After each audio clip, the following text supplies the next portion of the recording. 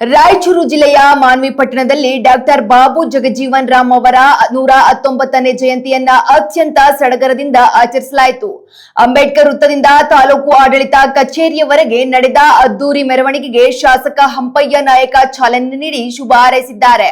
ಕಾರ್ಯಕ್ರಮವನ್ನ ಉದ್ಘಾಟಿಸಿದ ತಹಶೀಲ್ದಾರ್ ಭೀಮರಾಯ ಅವರು ಬಾಬೂಜಿಯವರ ಭಾವಚಿತ್ರಕ್ಕೆ ಪುಷ್ಪ ನಮನ ಸಲ್ಲಿಸಿದ್ದಾರೆ. ಈ ವೇಳೆ ಉಪನ್ಯಾಸ ನೀಡಿದ ಯಲ್ಲಪ್ಪ ಬಾದರದಿನ್ನಿ ಅವರು ಶೋಷಿತ ಸಮುದಾಯದಲ್ಲಿ ಹುಟ್ಟಿ ಹಸಿರು ಕ್ರಾಂತಿ ಮೂಲಕ ದೇಶದ ಹಸಿವು ನೀಗಿಸಿದ ಬಾಬೂಜಿಯವರ ಸಾಧನೆಯನ್ನ ಕೊಂಡಾಡಿದ್ದಾರೆ. ವಿಶೇಷವೆಂದರೆ ಕಾರ್ಯಕ್ರಮದ ಸಂಘಟನೆಯಲ್ಲಿನ ಸಣ್ಣ ಪುಟ್ಟ ಲೋಪದೋಷಗಳಿಗಾಗಿ ತಹಶೀಲ್ದಾರ್ ಭೀಮರಾಯ ಅವರು ಸಾರ್ವಜನಿಕವಾಗಿ ಕ್ಷಮೆ ಯಾಚಿಸುವ ಮೂಲಕ ತಮ್ಮ ಸೌಜನ್ಯ ಮೆರೆದಿದ್ದಾರೆ. ಶೋಷಿತರ ದನಿಯಾಗಿದ್ದ ಮಹಾನ್ ಚೇತನಕ್ಕೆ ಮಾನವ ಜನತೆ ಸಲ್ಲಿಸಿದ ಈ ಗೌರವ ನಿಜಕ್ಕೂ ಮೆಚ್ಚುವಂತದ್ದು. ಜಗಜೀವನ್ ರಾಮ್ಜಿ ಮತ್ತು ಡಾಕ್ಟರ್ BR ಅಂಬೇಡ್ಕರ್ ಅವರಂತದ್ದು ಮಹಾನ್ ನಾಯಕರ ಹೋರಾಟ ಮತ್ತು ಚಿಂತನೆಗಳು ಜೀವಂತ ಇದ್ದದಕ್ಕೆ ಇವತ್ತು ನಾವು ಸ್ವತಃ ನಾನು ಮೈಕ್ ಮುಂದೆ ಮಾತನಾಡುವಂತ ಅವಕಾಶ ಸಿಕ್ಕಿದೆ. ಅವ್ರು ಹುಟ್ಲಿಲ್ಲ ಅಂದ್ರೆ ನಾವಿಲ್ಲಿ ಬರಕ್ ಸಾಧ್ಯನೇ ಇರ್ತಿರ್ಲಿಲ್ಲ. ನಾವಿರ್ತಿರ್ಲಿಲ್ಲ, ನೀವೆಲ್ಲರೂ ಈ ತರ ಕುಂತು ನಿರ್ಭಯವಾಗಿ ಮಾತನಾಡುವಂತ ವ್ಯವಸ್ಥೆ ಇರ್ತಿರ್ಲಿಲ್ಲ. ಸೊ ಅಂತ ವ್ಯವಸ್ಥೆಯನ್ನ ಒದಗಿಸಿಕೊಟ್ಟಿರ್ತಕ್ಕಂಥ ಮಹಾನ್ ನಾಯಕರಿಗೆ ಯಾವಾಗ್ಲೂ ನಾವು ಚಿರಋಣಿ ಆಗಿರಲೇಬೇಕು. ಒಂದು ಜಯಂತಿಯನ್ನ ಮಾಡ್ತೀವಿ, ಆಚರಿಸ್ತೀವಿ.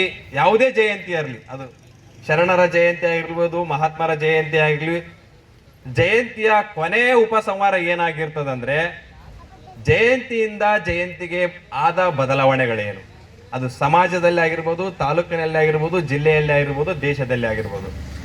ನಾವು ಅವುಗಳ ಬಗ್ಗೆ ಚಿಂತನೆ ಮಾಡದೆ ಹೋದ್ರೆ ಇನ್ನೊಂದು ಜಯಂತಿ ಬರುತ್ತೆ, 2027 ಬರುತ್ತೆ, 2028 ಮತ್ತೆ ಜಯಂತಿಗಳೇ ಬರುತ್ತೇವೆ. ಆದರೆ ನಮ್ಮ ಬದಲಾವಣೆಗಳು ಸಾಧ್ಯ ಆಗಲ್ಲ, ಅದು ಯಾವುದೇ ಜಯಂತಿ ಆಗಿರಲಿ. ಸೊ ಹಾಗಾಗಿ ಪ್ರತಿಯೊಂದು ಜಯಂತಿಗೆ ನಾವು ಚಿಂತನೆ ಮಾಡಬೇಕಾಗಿರ್ತಕ್ಕಂಥದ್ದು ಸಮಾಜದಲ್ಲಿ ಇನ್ನು ಏನೇನು ಬದಲಾವಣೆ ಆಗಬೇಕು, ಸಮಾಜದಲ್ಲಿರ್ತಕ್ಕಂಥ ಯುವಕರು ಯಾವ ಪರಿಸ್ಥಿತಿಯಲ್ಲಿದ್ದಾರೆ, ಯಾವ ಮಾರ್ಗದಲ್ಲಿ ಹೋಗ್ತಾ ಇದ್ದಾರೆ, ನಮ್ಮ ಮಕ್ಕಳ ಭವಿಷ್ಯದ ಮುಂದಿನ ಮುನ್ನಡಿ ಏನಾಗಿರಬೇಕು ಅಂಥವೆಲ್ಲ ಯೋಚನೆ ಮಾಡ್ಬೇಕು, ಕುರಿತು ಯೋಚನೆ ಮಾಡಬೇಕಾಗಿದ್ದು. ಯಾಕಂದ್ರೆ ಕೊಟ್ಟಿರ್ತಕ್ಕಂಥದ್ದು ಆಹಾರ ಏನಿದೆಯಲ್ಲ, ಹಾಕಿರ್ತಕ್ಕಂಥ ಆಹಾರ ಏನಿದೆಯಲ್ಲ, ಶಾಲು ಒದಗಿಸಿರ್ತಕ್ಕಂಥ ಶಾಲು ಏನಿದೆಯಲ್ಲ, ಇವತ್ತು ಶಾಲು ಹರಿದೋಗ್ತದೆ, ಬಚ್ಚಿಟ್ರೆ ಹರಿದೋಗ್ತದೆ, ಮುಚ್ಚಿಟ್ರೆ ಹರಿದೋಗ್ತದೆ, ಇಲ್ಲ ಅದು ತಂತಾನ ಬಣ್ಣ ಕಳ್ಕೊಳ್ತದೆ. ಏನು ಆಹಾರ ಏನಿದೆಯಲ್ಲ ಬಾಡಿ ಹೋಗ್ತದೆ.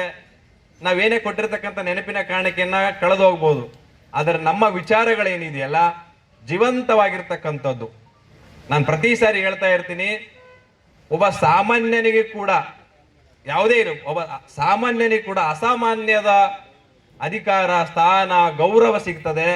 ಅವತ್ತು ದಿನ ಏನಾಗ್ತದೆ, ದೇಶದ ಸಂವಿಧಾನ ಜಾರಿಗೆ ಬಂದಿರತಕ್ಕಂಥದ್ದು ಸ್ವಾರ್ಥಕ ಆಗ್ತದೆ ಅಂತೇಳಿ ಡಾಕ್ಟರ್ ಬಾಬು ಜಗಜೀವನ್ ರಾವ್ ಅವರು ಹೇಳಿರ್ತಕ್ಕಂಥದ್ದು.